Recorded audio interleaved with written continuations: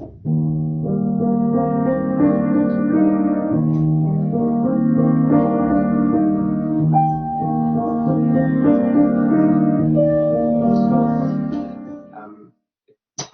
obviously like the most important part of the research, so I want to put that forward as best I can. My team removed all notions of existence. We did this quite radically about 20 years ago, and since then we have not been imbued with any of the normal scenarios which we've been finding ourselves in quite recently and rather new research that has been coming out And specifically and globally. and that's, I'm sorry, I don't want to cut you off. That's the Bernard de Four, the section on the has been recapitulation processes, that second diagram. This paper has been written collaboratively and non-linearly. It is an experiment in the interweaving of improvised fictions, and it is talking about the interweaving of improvised fictions. We are telling the story of how we have told stories across the pandemic, how we have improvised the history of a fictional world which is still being improvised, what it has given us and how it bleeds across our day-to-day.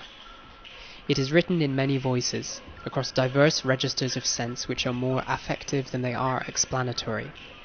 It acknowledges improvisation as the site of a body of experiential knowledge and advocates storytelling as a powerful paradigm of sense-making in its own right.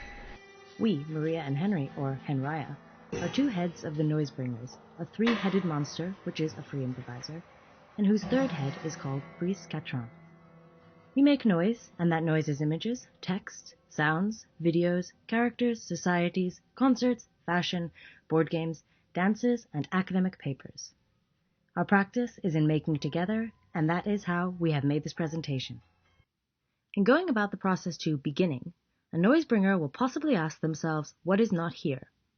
This affects both the possibility of what kinds of artistic practice might be used, but also is a question which is not just about artistic creation, but also about the context of the making.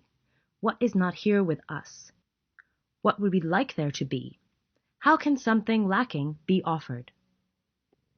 In their recent and continued work on the creation of the Noisebringers universe, the players generated a way to make a practice about fictionalizing an artistic canon and a human and non-human history.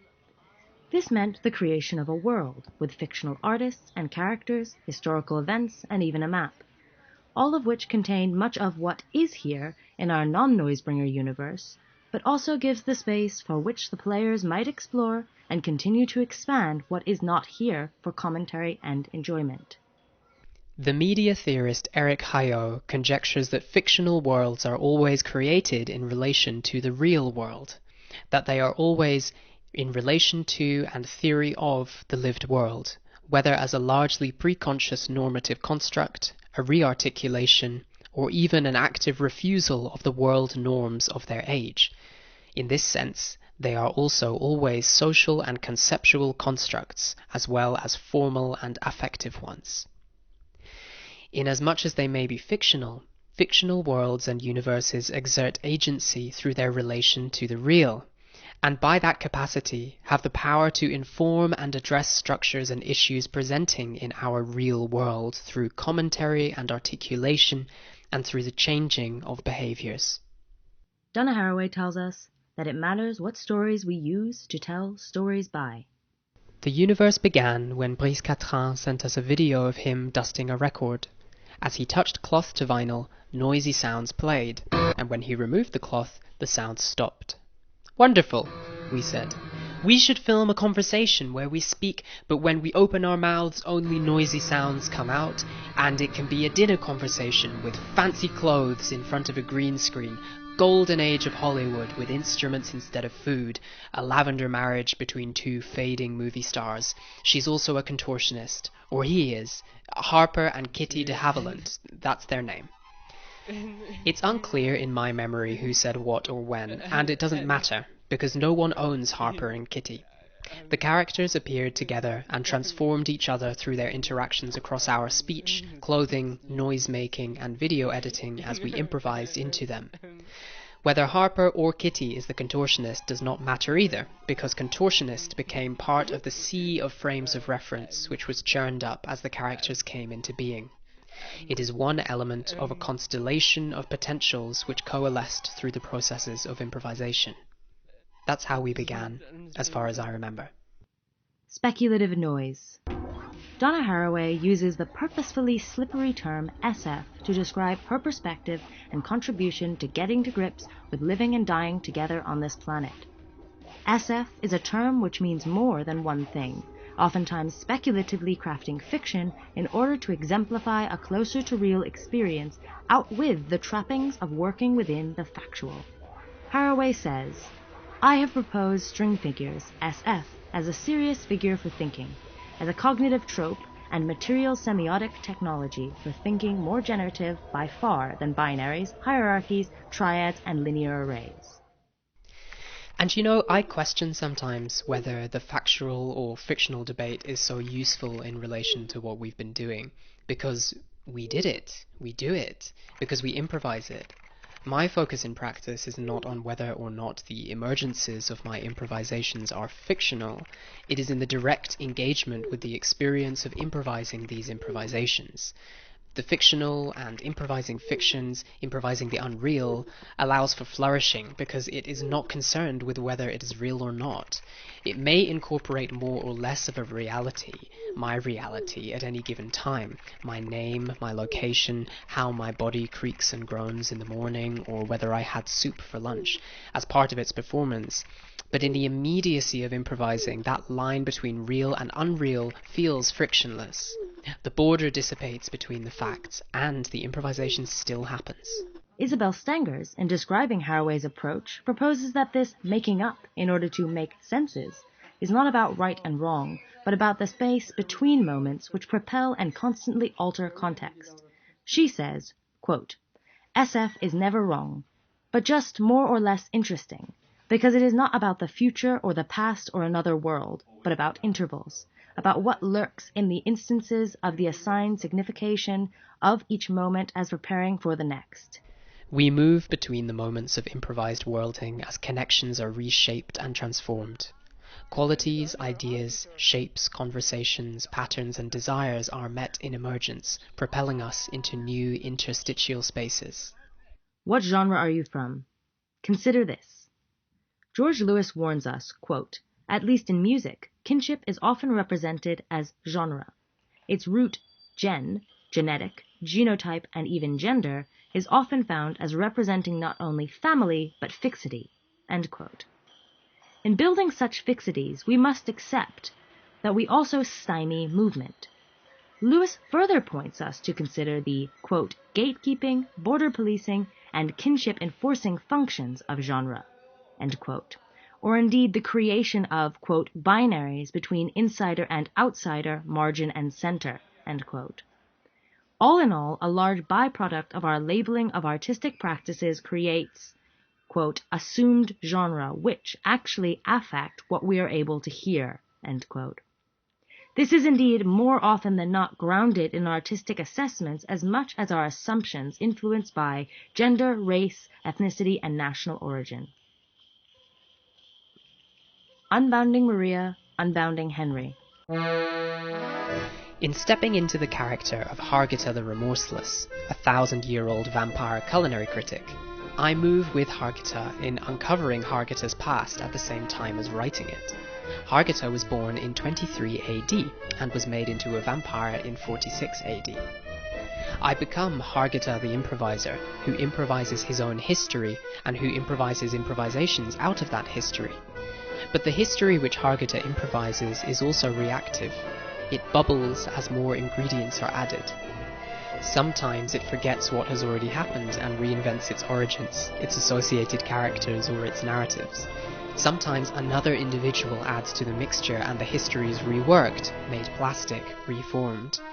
The improvisation does not cease when the fact is presented that Hargita was born in 23 AD, because that fact springs forward and tells me that he is nearly 2,000 years old but looks 25, which tells me that he became a vampire at a young age, but the account of how that vampirism occurred is unknown, and then that becomes disputed, as does the date of his birth, and the question is proposed, was he even born?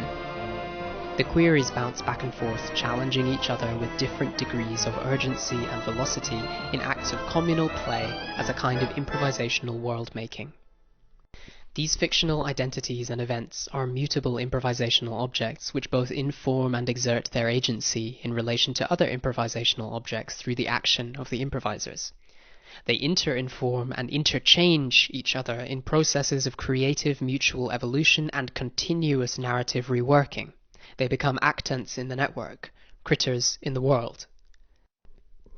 These improvisational objects are unbounded from decisions which have already been made, from ideas which have already been voiced, and from understandings which have previously been drawn.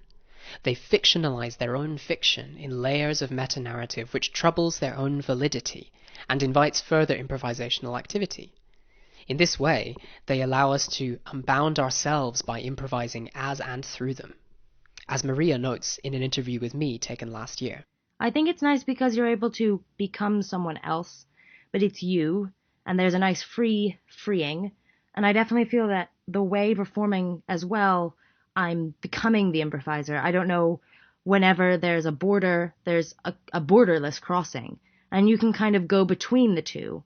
Yeah, it unbounds Maria as a being, Maria who Maria has to be, into like Maria who is anything and she can travel. Donna Haraway tells us that some of the best thinking we do is in storytelling. Consider this. What is the world made of? 世界は何でできているのか? Isabel Stenger says, quote, "The crafted proposition of a world that is not rarefied in order to dramatize a particular hypothesis, but is dense with the repercussions and consequences of this hypothesis, a world whose inhabitants live with the opportunities, problems, dilemmas, habits, hopes, and fears the hypothesis makes possible but does not explain." Direction of travel is to do with accepting, and not necessarily with understanding, the direction in which the universe, the room, the character, the improvisation, the phrase, or the arm is moving. In moving with the universe, the room, the character, the improvisation, the phrase, or the arm, we recognize ourselves as changeable and transformational in our very identity. We engage immediately with the thought or no thought and follow it until it becomes something else, without deciding what that something else has to be. We might have an idea or we might not, but we are always moving and transforming across the borders of what is already there. It is in this transformation that, as improvisers, we can find our creative agency. What are you making there? Improvised practices can often also be improvised commentary. For example, Tina Krekel proposes, in her Manifesto for Feminist Free Improvisation, which is the opening to her PhD thesis, that, quote, "Feminist improvisation is a political force awakening society through feminist killjoy practices of audible tortures." In noticing what kinds of voices are speaking, it is also possible to consider the motivations for making, artistic and otherwise.